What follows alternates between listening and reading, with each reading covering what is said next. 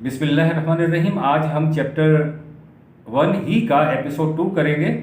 جو ہم نے آیت پچھلی مرتبہ پڑھی تھی وہی آیت کو ہم آگے لے کے جائیں گے۔ الف لام میم ذالک الکتاب لا ریب فیہ ھدی للمتقین۔ خدا کی ایک صفت خود المومن ہے۔ مومن کے معنی ہے دوسروں کو امن دینے والا۔ خود تو امن میں ہے ہی، لیکن دوسروں کو بھی یہ بھروسہ ہے کہ اس شخص سے ہم امن میں ہی رہیں گے۔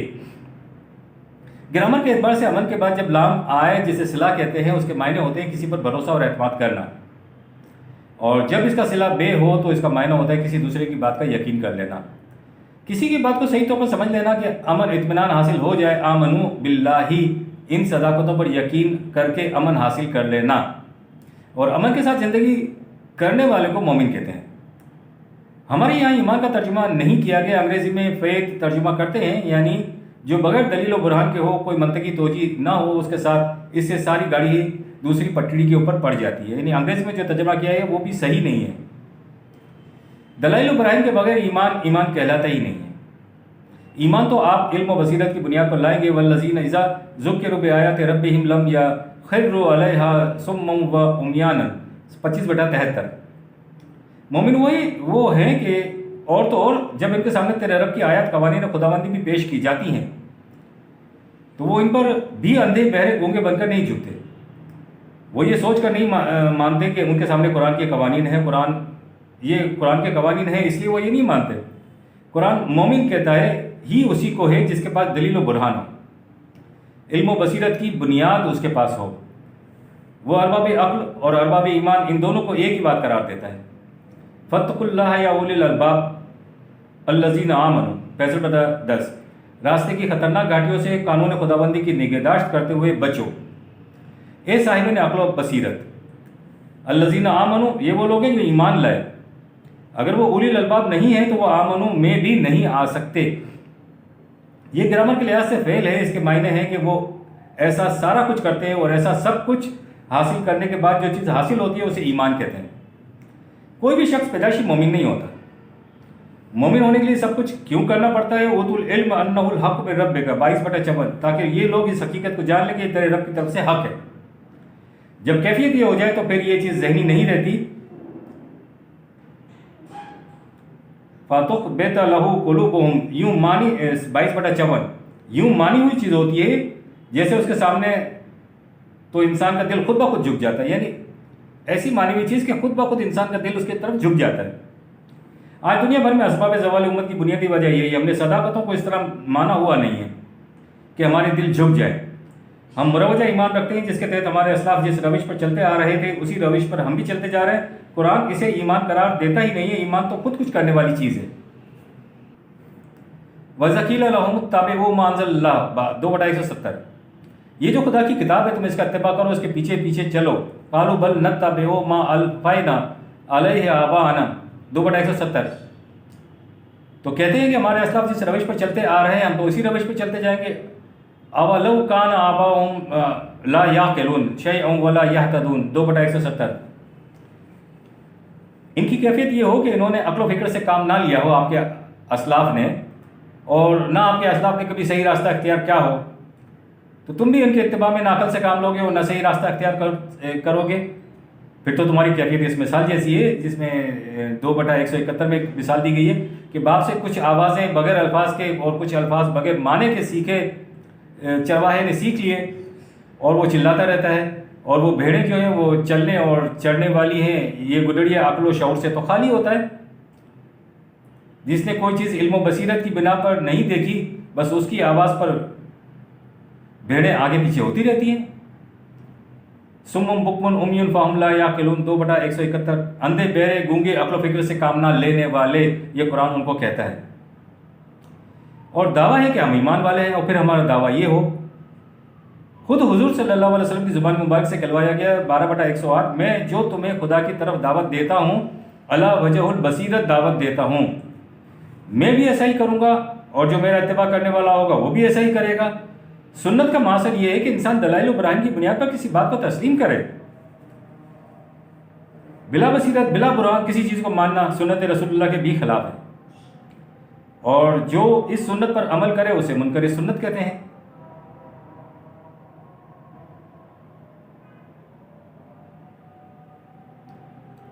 اور جو بھیڑوں کی طرح مانتا چلا ہے اس کے لیے القاب دیے جاتے ہیں کہ یہ اتباع سلف صالحین کر رہا ہے۔ یہ کیا بات ہوئی؟ حضور صلی اللہ علیہ وسلم نے 12/108 میں فرمایا میں بھی یہ کرتا ہوں، ادعو الی اللہ علی بصیرۃ انا و من اتبعنی۔ دنیا کے ابتدائی دور کے مسلمان محمد رسول اللہ صلی اللہ علیہ وسلم کے ساتھی صحابہ رضوان اللہ تعالی اجمعین کی جماعت نے بڑی شان و شوکت حاصل کی، بہت بڑی سلطنت بنی۔ لیکن پھر ایسا بھی ہوا کہ ارد گرد کے قبائل نے اور ایران کی پوری سلطنت نے جب اس حکومت اور مملکت کی عظمت کو دیکھا تو سرنڈر کر دیا، شباشب مسلمان ہو گئے اور خود کو مومنین کی جماعت میں سے سمجھنے لگے کہ ہم مومن ہیں۔ قالت العرب آمنا 49/14، یہ کہتے ہیں کہ ایمان لے آئے ہیں۔ سنو، اللہ تعالیٰ فرماتے ہیں کہ وہ ایمان والے پروسیس طریق کی روح سے ایمان نہیں لائے ہیں، وہ تو کہتے یہی ہیں کہ آمنا، ہم ایمان لائے ہیں۔ قل 49/14، ان سے کہہ دو کہ لم تؤمنوا 49/14، تم نے وہ کچھ نہیں کیا ہے جس کا فطری نتیجہ ایمان کہلاتا ہے۔ یہ بات وہ کہہ سکتا ہے کہ وہ اس پروسیس طریق سے گزرا ہو۔ تم آمنا کی بجائے ولیکن قولوا اسلمنا 49/14، تم صرف یہ کہو کہ اس عظمت و شان کے سامنے جھک گئے ہو۔ جماعت مسلمین کے اندر یہ تفریق اس پروسیس اور طریق کی وجہ سے کہ ایک کے اندر ایمان دلوں میں داخل ہو جاتا ہے اور دوسرا اسلمنا ہوتا ہے، ولما يدخل الایمان فی قلوبکم 49/14۔ اسلمنا کے معنی تم جماعت میں عامل ہو، ٹھیک ہے۔ اس کے بعد کہا کہ وَإِن تُطِيعُوا اللَّهَ وَرَسُولَهُ لَا يَلِتْكُم مِّنْ أَعْمَالِكُمْ شَيْئًا 49/14۔ اب کرنے کا کام یہ کہ اس نظام میں داخل ہو کر تم ان قوانین خداوندی کی عملی اطاعت کرو۔ تمہاری اس اطاعت میں رسول کا فریضہ یہ ہوگا کہ وَيُزَكِّيهِمْ وَيُعَلِّمُهُمُ الْكِتَابَ وَالْحِکْمَةَ 62/2۔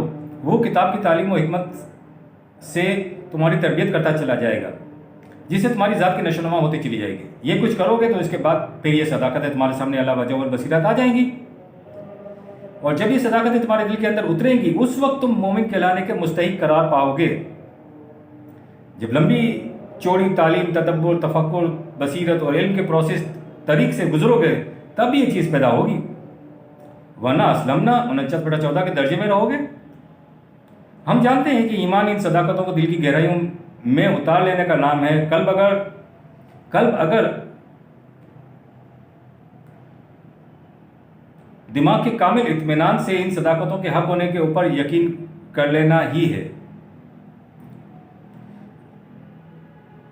یعنی قلب اور دماغ کے کامل اطمینان سے ان صداقتوں کے حق ہونے کے اوپر یقین کر لینا، یہی ایمان کے لیے کافی ہو جاتا ہے۔ ایک فارمولے اور صداقت پر آپ کا یقین ہو گیا کہ یہ صحیح ہے تو کیا اتنا کچھ ہی دین کا تقاضا ہے؟ نہیں۔ اب فارمولے پر عمل لیبارٹری میں جا کر ہوگا، جو اگلی اسٹیج ہے۔ فارمولے پر عمل لیبارٹری کے اندر جب تک یہ چیز ساتھ نہیں ملتی، قرآن اس وقت تک خالی مومن ہونے کو کافی قرار نہیں دیتا، حالانکہ وہ اس سارے مرحلے سے گزرا بھی ہے۔ طریق اس نے جماعت ہی کا اختیار کیا ہے اور صداقتوں پر یقین بھی حاصل کر لیتا ہے، تب بھی وہ کہتا ہے کہ یہ نہ سمجھ لو کہ بس مقصد پورا ہو گیا۔ پہلی شرط یہ ہے کہ مسلمان مومن ہوئے بغیر کوئی ہو ہی نہیں سکتا۔ اس سے پہلی کی اسٹیج تو آپ کو پتہ ہے، اسلمنا 49/14 کے ماتحت ہی آئے گا۔ یہ سفر ہے اسلمنا سے مسلم کی طرف کا۔ جیسے ہی تم ایمان لے آئے، ایمان لانے کے بعد کہا ہے کہ فہم مسلمون 30/53، اس کے سامنے جھکنا بھی ہے، اور جو جھک جائے اس سے کہا ہے کہ یوں ہی اندھے بہرے بن کر جھکنا نہیں ہے، علم و بصیرت کی روح سے جھکو تب مومن کہلاؤ گے۔ نبی اکرم صلی اللہ علیہ وسلم سے کہا گیا کہ وما انت بہاد یہ ان دلالتہم، اندھے 30/53، اندھے کو تو تم صحیح راستے پر لا ہی نہیں سکتے، کیونکہ وہ قلب کا اندھا ہے۔ ان تسمع الا 30/53، بات تو وہی سنے گا، من یؤمن بآیاتنا 30/53، جو اس طرح سے ہمارے قانون کی صداقت کے اوپر ایمان لے آئے گا، فہم مسلمون 30/53، اور اس کے بعد اپنے آپ کو ان صداقتوں کے سامنے جھکا دے گا۔ علم و بصیرت کی روح سے اس کو حق ماننے والوں کے متعلق کہا ہے کہ اتنا کچھ کر لینے کے بعد یہ نہ سمجھ لو کہ مقصد پورا ہو گیا ہے، تمہیں مسلم بھی ہونا ہے۔ مسلم سے کہتا ہے کہ تمہیں مومن بھی ہونا ہے، اور مومن سے کہتا ہے کہ تمہیں مسلم بھی ہونا ہے۔ ضابطۂ قرآن کے مطابق عملی نتائج حاصل کرنے کے لیے پہلے لا کے مراحل سے گزرنا پڑتا ہے۔ وہ کہتا ہے کہ آؤ، کیا پروسیس اور طریقے وہ ہم تمہیں بتلاتے ہیں۔ اس عملی پروسیس طریقہ کار کی 2 منازل اور اسٹیجز ہوتی ہیں۔ وَمَن يَكْفُرْ بِالطَّاغُوتِ وَيُؤْمِن بِاللَّهِ 2/256۔ یہ جس طرح سے تم نے کہا ہے کہ میں ایمان لایا، اس ایمان سے پہلے طاغوت سے کفر کرنا بہت ضروری ہے۔ یہ کفر کرو گے تب ایمان کے درجے پر پہنچ سکتے ہو۔ تمہیں کفر یعنی انکار کرنا ہوگا ہر اس چیز سے جو پہلے تمہارے قلب و دماغ میں پڑی ہوئی ہے۔ ان تختیوں کو دھو ڈالو، ان سلیٹوں کو صاف کر دو۔ یہ حصہ لا الہ کا ہے، طاغوت سے انکار کرنا ہے۔ صاحب اقتدار، صاحب اختیار کوئی نہیں، نہ کسی کے قانون کی اطاعت کی جا سکتی ہے اور نہ کسی کے سامنے جھکا جا سکتا ہے۔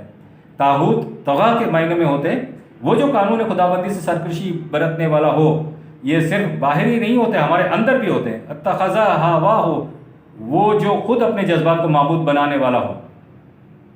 اس کے لیے بھی یہی کہیں گے کہ یہ ایمان بھی طاغوت کے اوپر بیٹھا ہوا ہے، یہ بھی طاغوت ہی ہے۔ مومن کے لیے پہلا مرحلہ یہی ہے کہ ہر غیر خدائی قوت سے انکار کیا جائے۔ یکفر بالطاغوت 2/256۔ اب ہمیں معلوم ہو گیا کہ ایمان کے لیے ورب و فعل استعمال کیوں کیا گیا ہے۔